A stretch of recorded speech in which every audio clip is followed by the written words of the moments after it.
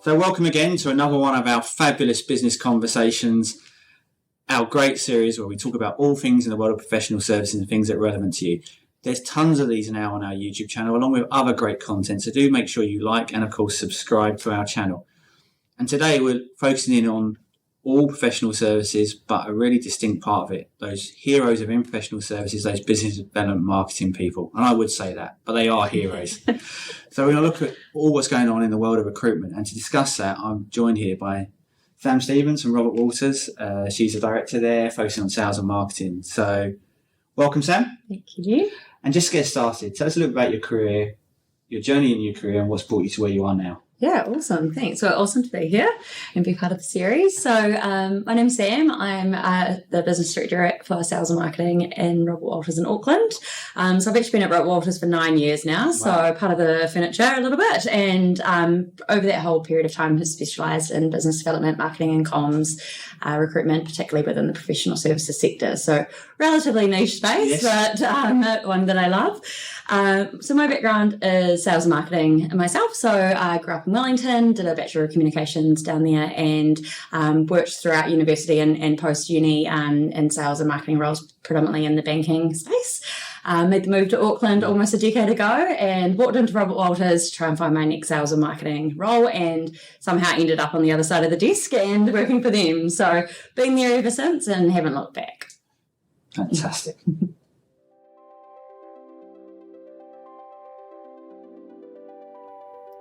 So zeroing in and thinking about that, those BD and marketing people, in the next 2 or 3 years, what specialities or skills will they need? And what will those recruiting for those roles look for? Yeah, so I think at the moment most firms are in a really similar boat where they've got this ageing partner group. So lots of people leaving the industry in the next kind of few years or so. And as a result, there's this pathway of junior partners coming through, which is really exciting opportunities for them, but it does pose a real challenge for the firm in terms of client strategy and engagement. So historically, a lot of the particularly more senior partners have relied on kind of their long-standing relationships, and the way that they've generated business has just been through more of an account management, retention, engagement kind of model. With the junior partners coming through, firms are now needing to kind of freshen that up and start looking at how we're actually going to shift to more of an acquisition-focused model. And so there's definitely a really, really solid need for BD and marketing to be a core part of that. As a result, we are seeing some of these kind of cracks start to appear, and where I think there is a bit of an issue at the moment is getting that right level of buy-in and investment, particularly from the same partner group that are looking to exit, which is a bit of a challenge. Getting them to kind of invest in the solid BD and marketing team to get headcount approval across the line and kind of build up the capability there to help those junior partners and the wider firm themselves. So my kind of stance on it is ideally firms will be investing in more senior strategic business development professionals, so helping them to ensure that they've got a long-term client strategy, diversification of their client sectors, and making sure that the business is sustainable long-term. On the marketing side of things, what I'm saying is, in general, the outlook for New Zealand and the world is pretty interesting at the moment. Technology and innovation obviously powering forward, constant cycle of upskilling just to stay relevant, let alone to try to be ahead of the market. So there's a lot of that skill set demand across the board, not just in professional services.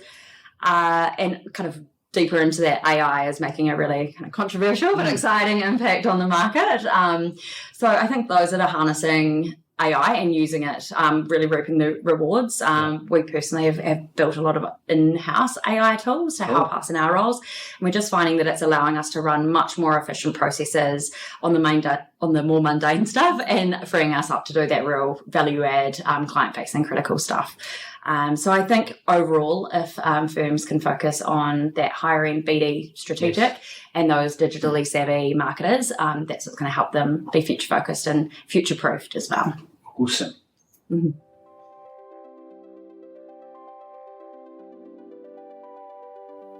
So, Sam, it's been quite a crazy last 3 years. That would have had a massive impact. One, in demand on BD and marketing. It'd be good to unpack what that demand is, but also on kind of the skills and what's happened in the roles and what people have been looking over those last 3 years. So what what has that been and what has those changes? Yeah, absolutely. So yeah, definitely a crazy few years. Hopefully, touch wood, it's a little bit more stable from here on out, but we'll wait and see. So I guess in terms of kind of what we're seeing at the moment, particularly and probably in the last few months at least, just to kind of do a razor sharp view on that initially.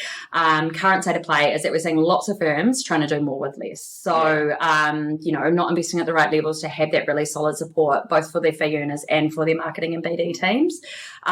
This is actually happening across the board outside of professional services as well, not necessarily replacing levers, just again, that kind of trying to do more with less with reduced budgets.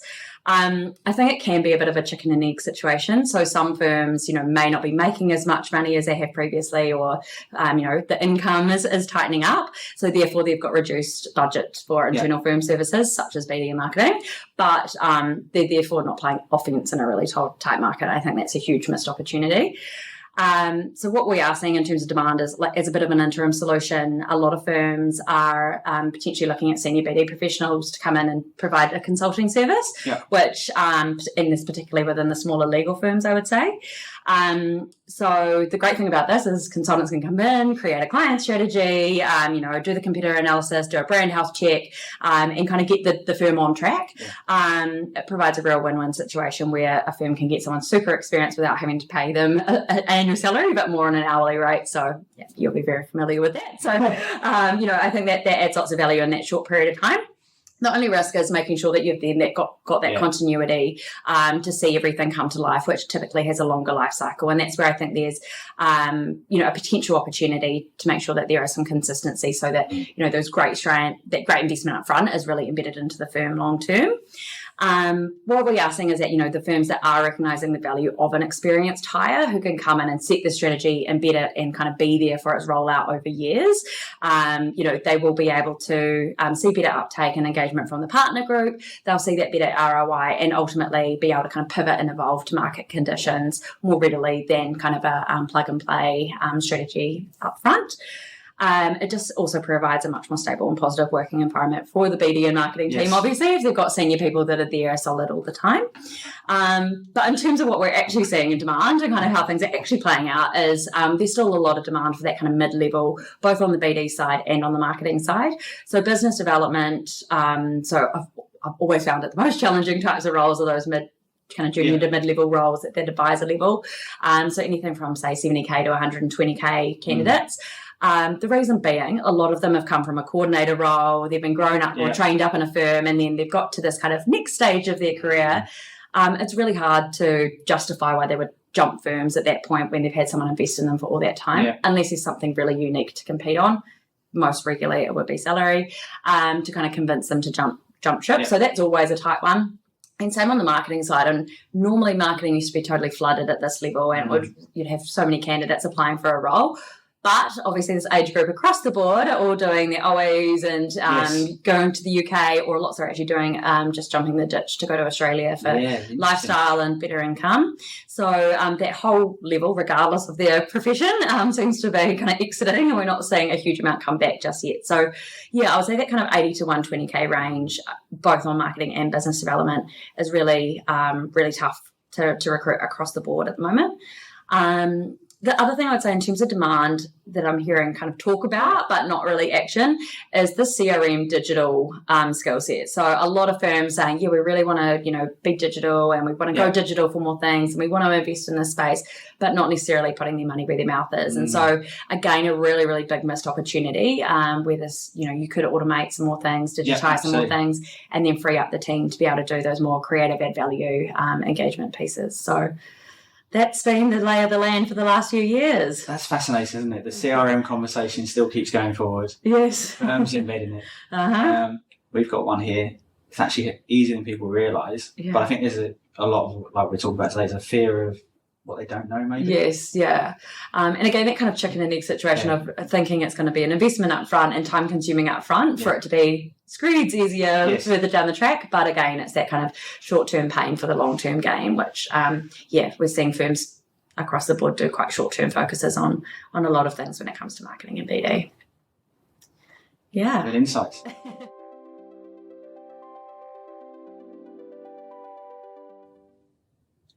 seems we always ask this question, but the changing work environment has an impact on everything we do, right? People now, and there's lots of cases out in the media, they now want to work from home more than work in the office. But what impact does that have on the BD and marketing roles and attracting that talent and retaining that talent? Yeah, it's a very interesting one, and I think particularly for the professional services market. So I would say professional services as a general stroke of the brush is one of the most traditional industries, and I would say probably more so on the legal side of things, a little bit slower to adapt to change. The forced lockdowns obviously mean that everyone had to work from home, so that was a really good experiment, and most firms have bounced back from that and implemented what I would say is quite a sensible hybrid working model. But there are a few that have kind of reverted back to that full 5 days in the office, you leave when your partner leaves type mentality, and that is going to cause a bit of a retention crisis, I would say, for those firms. My opinion on work from home and kind of across the board, but predominantly for professional services, is I think 1 day a week working from home is a really good win for the employer. 2 days a week work from home is a really good win for the employee. So something that's in between the two of those usually is like a nice balance. I think if you can have 3 ideally kind of anchor days where everyone's in the office all together for that collaboration and those types of things, your partner group knows when you're in, when you're out. So, teeing up meetings and kind of knowing that they can pop down and see the team in those 3 days, those types of things, work really well. And I think that's a really good happy medium balance. I do see that things are dependent on the individual circumstance. So leaders and potentially in the office a little bit more so if they are managing up a little bit more, and it really just depends on kind of where they're at in terms of their stakeholder engagement journey. So the ones that have really good relationships, have been in a business a long time, maybe have a bit more flexibility because everyone knows how to interact with them. New, as I always say to my candidates, don't expect any kind of flexibility in the first 3 months of a role while you're kind of getting your feet under the table and working out who's who in the zoo. What I would say the main struggle is going to be for professional services in general around attracting talent is not competing internally, because I think most firms have really similar policies around that 1 to 2 days, but it's competing with those outside of professional services industries. So a lot of the big banks and insurers have very flexible working environments. So some of them have gone, I would say, way too far in terms of almost full flexibility, and are now busy trying to pull in the reins and trying to put a different policy in place. But that's where we're seeing that, if someone is feeling kind of under the pump and, they're feeling like there's a lot of pressure to be in the office 5 days a week, and there is an opportunity for a much more flexible environment in, say, a big bank or one of the insurers where 2 or 3 days work from home, that will be kind of a draw for certain people depending on age and stage in their career. Yeah, absolutely.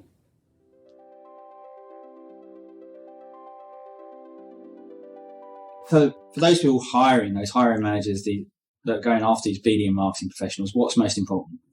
Industry experience, skills or experience, or determination and resilience?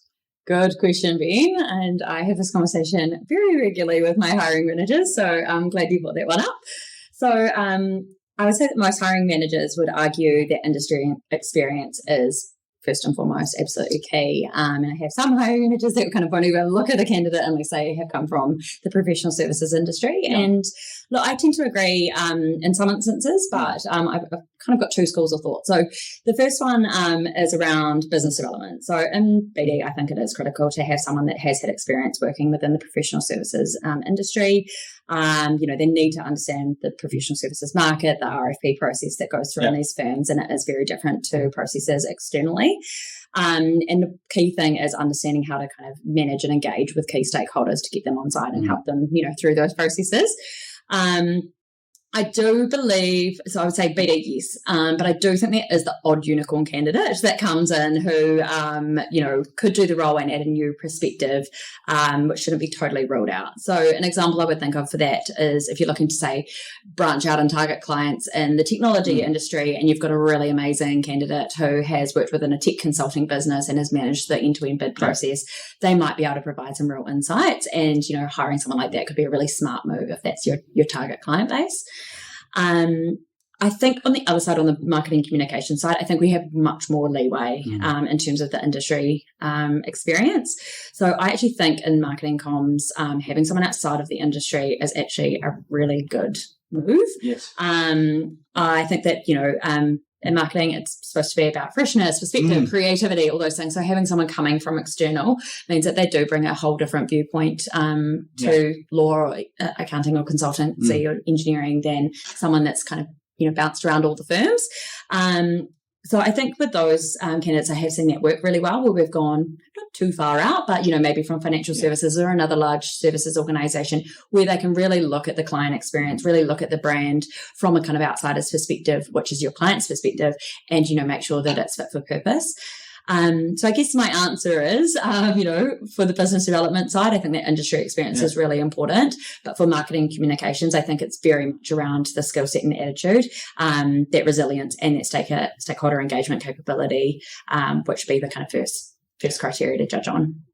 Yeah.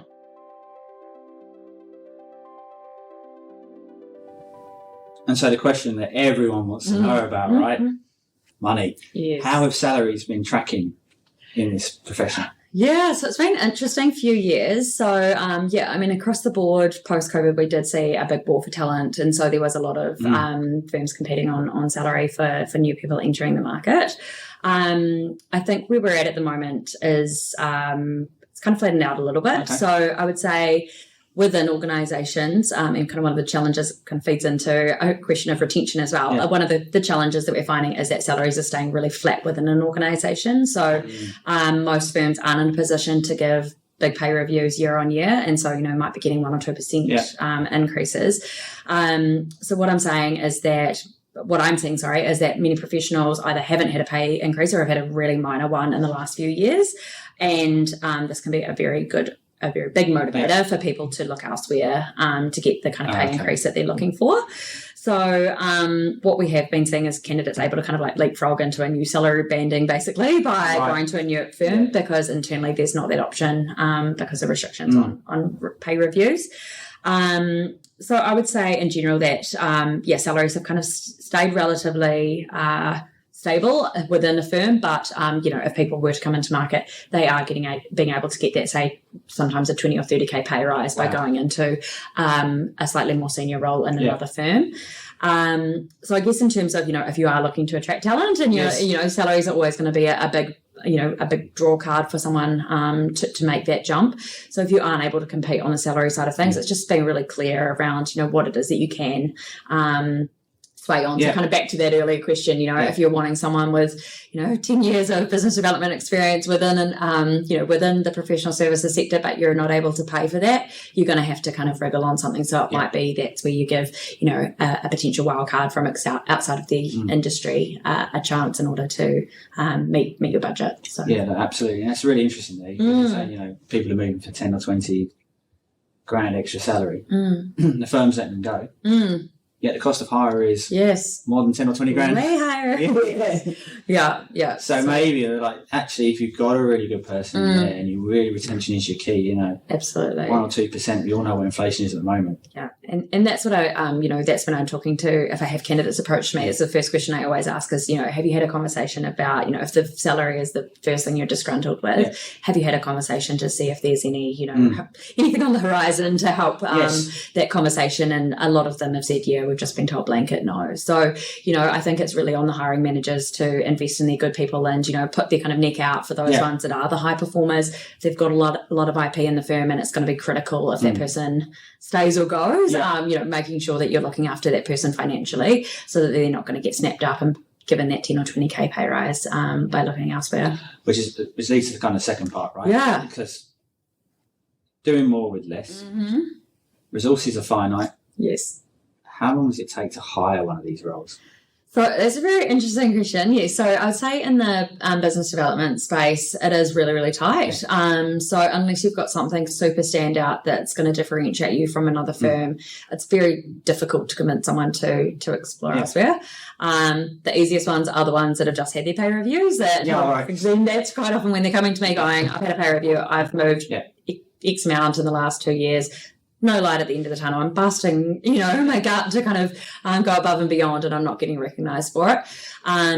So I would say in terms of timelines to hire someone like that, easily 2 months, if not more, to secure someone, unless, I happen to have someone ready to roll right away. But, to find the perfect person, I would usually allow a 4 to 6 week recruitment process, and then they usually have a 4-week notice period. So, you're looking at the best part of a quarter to get someone else on board. Wow, that's before you've even inducted them. Yeah, so it has a big impact. Definitely.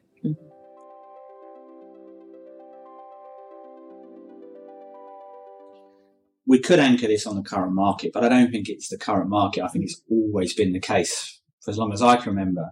Retention of BD and marketing people is really, really hard. Most people, on average, probably last about 2 years in role. So what can firms do to improve that retention rate within their firms? Yeah, absolutely. So I think retentions are one of the biggest things that will be challenging hiring leaders, particularly over the next couple of years with tighter budgets, all those types of things. So, as I mentioned just before, I think that salary piece is a really important one. Review salaries every year. Think about what you would need to replace that person, and kind of, like I said, put your neck out if you can to try and hold tight on your best people by recognising them financially. The biggest thing I think is going to be an issue, at least for the next few months, if not this whole of this year, is preventing burnout. Yes. So don't let your people burn out because you aren't replacing headcount. You're not checking in with them and making sure that they are, have a sustainable and manageable workload. So again, having that opportunity as the leader to manage up as best as you can to protect your people's mental health. That's what we're seeing across the board at the moment is end of last year, someone left, a couple of people left. We haven't replaced them. We've all just got this increased workload coming into the new year going, hey, are we replacing those people? Oh, it's not really on the cards just yet. Oh, God, I can't keep doing this for a whole nother year. Yeah. So that's a real big catalyst at the moment for people going, this isn't for me. So I think that burnout piece is a really important one to retain your people.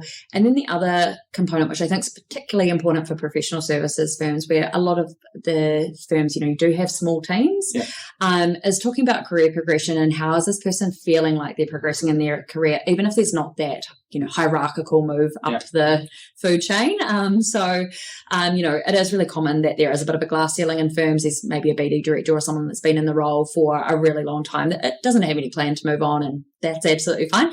But, how are you still offering development opportunities for those beneath you? And I think where that is getting to know the person individually. So what is it that they're really passionate about? Is there a project they could be involved in? Is there some training and development that they could do so they're constantly feeling like they're growing? It's wise if they can't move up. So, I would say that the key ones are financial recognition for your high performers in particular, but, anyone that you can't afford to lose. And think about that all the time. Can you afford to lose this person? If not, make sure that they know that and you're doing everything you can to keep them. The mental health burnout, making sure that you are constantly checking in. I appreciate that partners put pressure on everybody, but, it's your job as the leader to be that barrier and kind of like filter the stress levels down as best as possible. So, look after your people's mental health. And thirdly, help them to feel like they're in a constant state of, evolving and progression, even if it's not up the ranks, but, in other ways. And those would be the 3 key things to help someone stay and see a long-term career path with a particular firm. Cool, nice. Really good advice for those people out there. Yeah.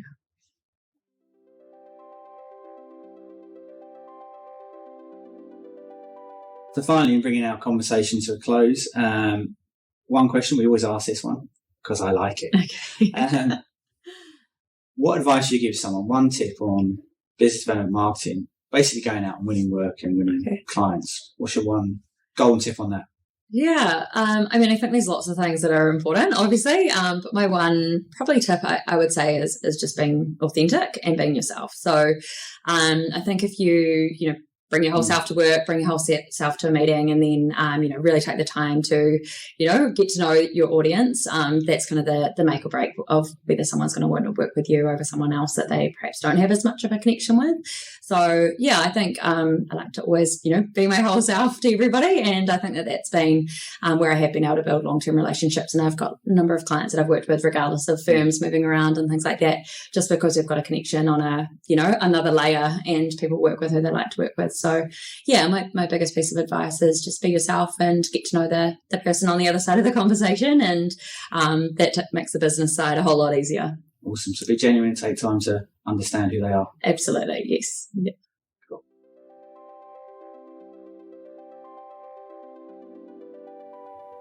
Thanks, Sam. Thanks for coming in. It's been a great conversation. And that's another one of our business conversations closed. It's been really, really fascinating. I know for all those BD and marketing professionals out there who are really fascinated by this stuff, and all those managing partners and CEOs are looking into hiring and need these key individuals, it'll be really, really good to go for this, unpack it. So we've learned an awful lot today.